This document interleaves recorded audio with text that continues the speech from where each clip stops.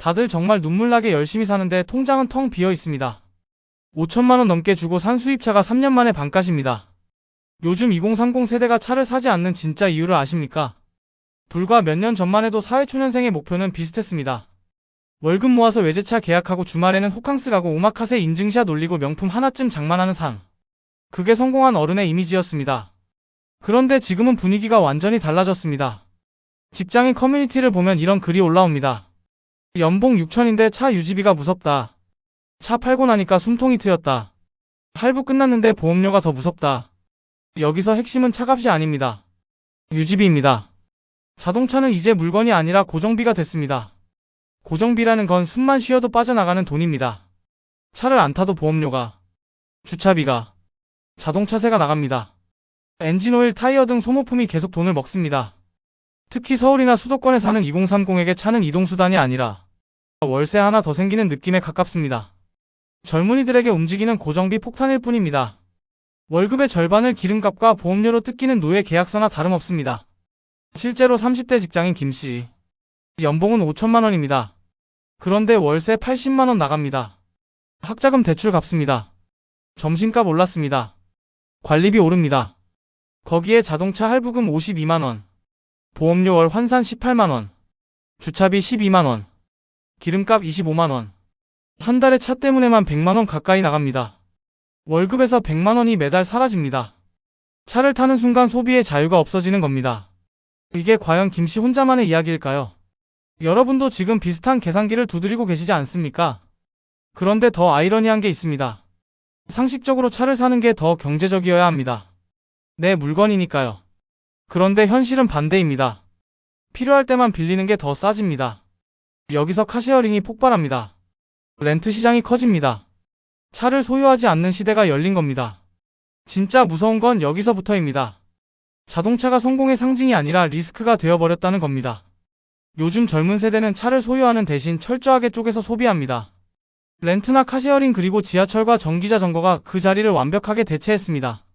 한 달에 단 몇 번 탈 차를 위해 수천만 원을 묶어두는 건 미련한 짓이라 생각합니다. 필요한 시간만큼 딱 몇 시간만 빌려 타고 깔끔하게 반납하는 게 훨씬 이득입니다.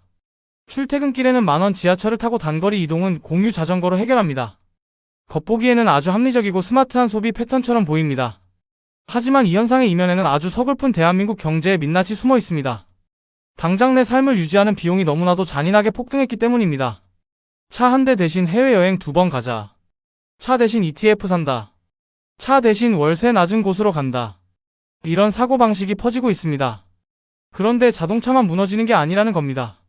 오마카세, 호캉스, 명품, 골프, 인증샷 문화까지 동시에 식어가고 있습니다. 지금 대한민국에서는 중산층 코스프레가 끝나고 있습니다. 얼마 전까지 유튜브와 인스타그램을 가득 채웠던 화려한 인증샷들을 기억하십니까? 인당 20만원이 훌쩍 넘는 일식 오마카세와 하룻밤에 60만원이 넘는 5성급 호캉스 말입니다. 백화점 오플런으로 산 수백만원짜리 명품 가방과 주말마다 나가던 골프장 인증샷도 넘쳐났습니다. 주말이면 감성 카페에서 찍은 달콤한 디저트 사진이 피드를 도배했습니다. 평범한 직장인들도 1년에 한두 번은 이런 사치를 부리는 게 당연한 문화였습니다. 나를 위한 선물이라는 그럴싸한 핑계로 미래의 소득을 미리 당겼었던 겁니다. 과시소비. 말이 어렵죠. 쉽게 말하면 남에게 보여주기 위한 소비입니다. 오마카세 사진 올리고 호텔 수영장 인증샷 찍고 명품 쇼핑백 들고 사진 찍는 문화. 한때는 SNS를 열면 다 그 이야기였습니다. 그런데 요즘 분위기 보십시오. 슬슬 피로감이 올라오기 시작했습니다. 그 많던 오마카세와 호캉스 사진들이 사라졌습니다. 골프장들은 이미 2030 회원들이 급감해서 비명이 터져 나오고 있습니다. 화려했던 허영의 축제가 끝나고 마침내 잔인한 정산의 시간이 찾아온 겁니다. 실제 자취하는 29살 직장인 이씨. 월급 320만원 받습니다. 예전에는 카드값이 250만원 나왔습니다. 호캉스 가고, 백화점 쇼핑에, 오마카세 갑니다. 그런데 어느 날 카드 명세서를 보고 충격을 받습니다. 남는 돈이 없습니다. 그래서 소비를 줄이기 시작합니다. 그런데 신기한 일이 벌어집니다.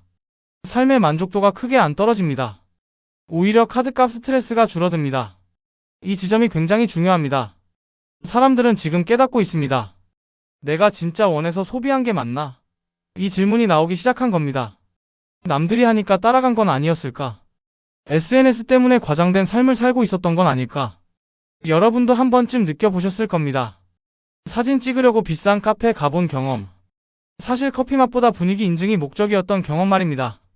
그런데 이 흐름은 한국만의 이야기가 아닙니다. 일본이 먼저 겪었습니다. 일본은 버블 경제 시절에 명품과 자동차 소비가 폭발했고, 당시에는 국민 모두가 중산층이라고 믿었던 겁니다. 그런데 버블이 터지자 분위기가 완전히 바뀝니다. 젊은 세대가 차를 안 삽니다. 명품보다 저축을 선택합니다. 일본에서 나온 유명한 표현이 있습니다. 사토리 세대. 욕망을 내려놓은 세대라는 뜻입니다. 자, 그런데 여기서 더 무서운 변화가 시작됩니다. 사람들의 소비 기준 자체가 변하고 있습니다. 예전에는 비싼 게 좋은 것이었다면 지금은 유지 가능한 게 좋은 것입니다. 이 차이가 엄청 큽니다.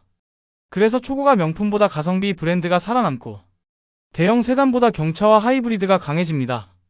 호텔 대신 동남아 장기여행이 인기입니다. 사람들은 이제 보여주는 삶보다 버티는 삶을 선택하기 시작했습니다. 특히 요즘 2030은 소유보다 접속에 익숙합니다. 음악도 스트리밍입니다. 영화도 구독입니다. 차도 공유입니다. 집도 월세입니다. 이건 단순한 소비 변화가 아닙니다. 시대 자체가 바뀌는 겁니다. 얼마나 자유롭게 이동하고 얼마나 고정비를 줄이느냐가 더 중요해졌습니다. 그래서 요즘 뜨는 취미도 달라집니다. 러닝, 등산, 산책, 독서. 돈 적게 들고 혼자 할 수 있는 취미가 강해집니다. 골프, 오마카세, 명품 소비가 줄어드는 이유도 결국 같습니다. 유지가 안 되기 때문입니다. 사람들은 더 이상 남들이 부러워하는 삶보다 내가 안 불안한 삶을 원하기 시작했습니다. 여기서 여러분이 꼭 기억하셔야 할 게 있습니다. 지금은 절대 고정비를 한 번에 늘리면 안 됩니다. 차 할부, 비싼 월세, 과한 구독 서비스. 이런 것들이 조용히 통장을 무너뜨립니다. 월급은 천천히 오르는데 고정비는 한 번 늘어나면 안 줄어듭니다. 그래서 요즘 가장 무서운 건 가난 자체가 아니라 내 소비를 유지하기 위해 계속 일해야 하는 상태입니다. 이게 현대판 소비 노예 구조입니다. 결국 지금 대한민국에서 무너지고 있는 건 중산층처럼 보여야 한다는 압박감입니다. 그 코스프레가 끝나고 있는 겁니다. 어쩌면 이건 나쁜 변화만은 아닐지도 모릅니다. 보여주기보다 실제 삶의 안정이 중요해지는 사회로 가는 과정일 수도 있습니다. 사람들은 이제 새 것보다 합리성을 따지기 시작했습니다. 이제 사람들은 조금씩 허세에서 빠져나오고 있습니다. 비싼 차가 없어도 됩니다. 호텔 인증샷 없어도 됩니다. 명품백 없어도 됩니다. 정말 중요한 건 내가 감당 가능한 삶입니다. 남들 보여주기 위한 인생이 아니라 내 호흡으로 유지되는 인생 말입니다. 지금 여러분을 가장 괴롭히는 지출은 무엇입니까? 다음 영상이 기대되신다면 구독과 좋아요 한 번씩만 부탁드립니다. 오늘 이야기는 여기까지입니다. 감사합니다.